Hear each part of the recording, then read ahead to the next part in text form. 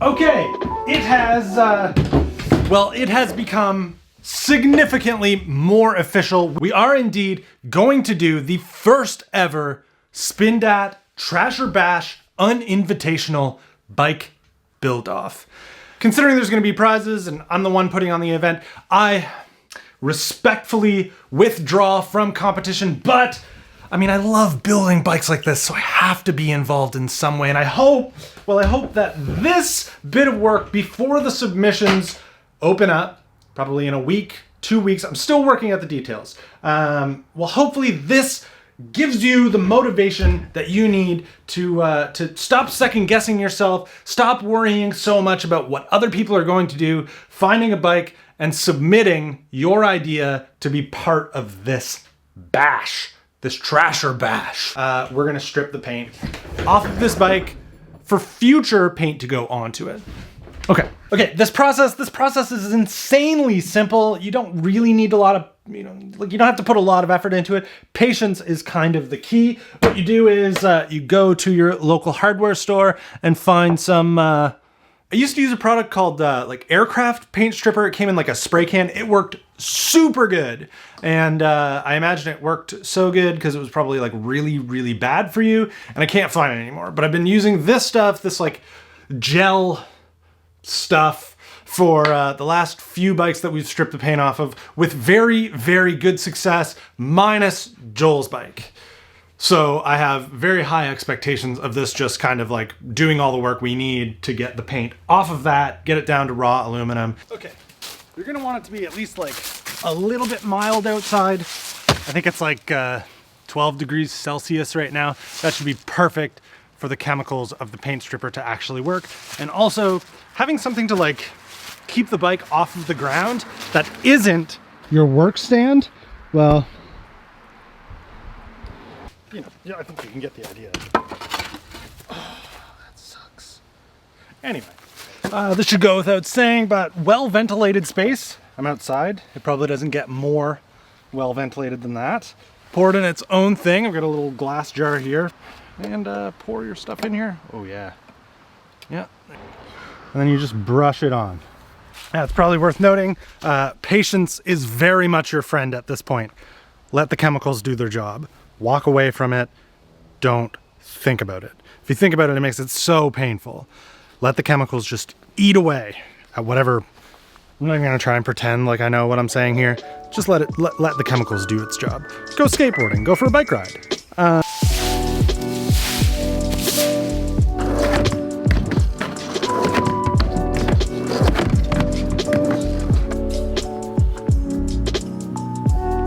It is entirely possible that I spoke far too soon about just using patience to get the paint stripped off of a bike.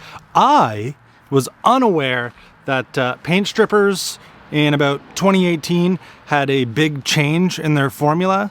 There's a chemical in there called methylene chloride that has been removed. Companies are still saying that their paint strippers work, but it kind of doesn't. A lot of the reviews say to like wrap it in a bag and let it not dry out.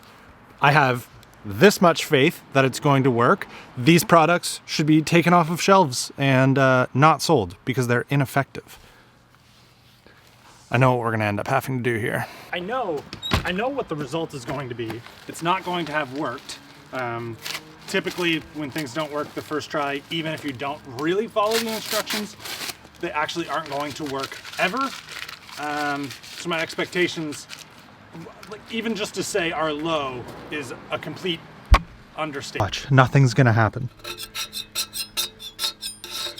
I'm just scraping. No paint is coming off.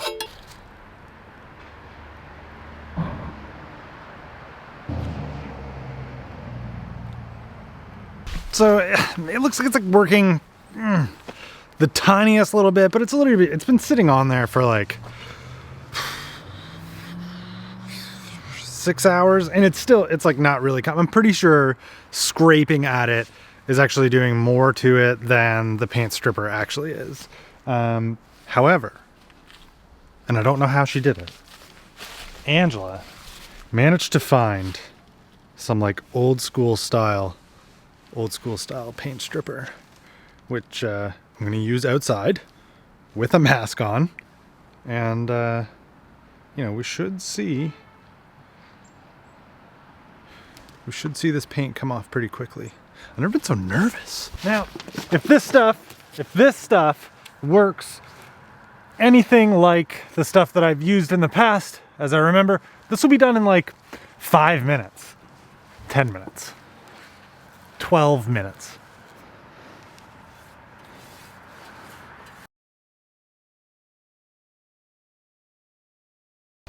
It's working. It is working.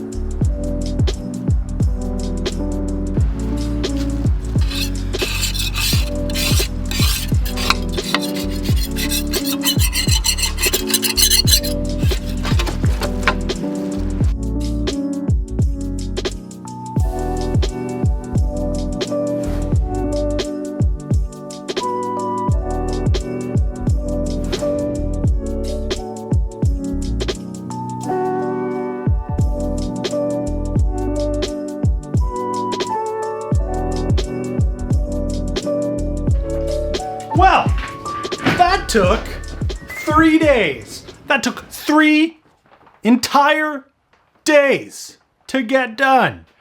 That's annoying.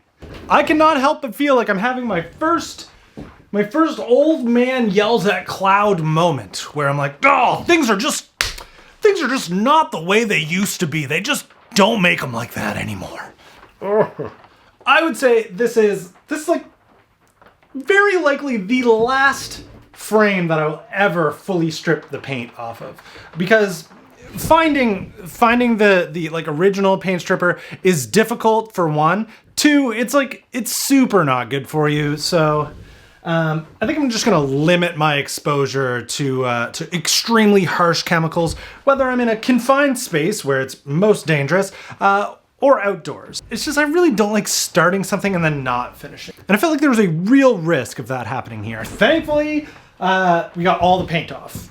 That old school paint stripper, not good for you, does the job. But I think most importantly, and like to answer the question, like why would you even try to do a contest where you take a crappy bike and make it cool?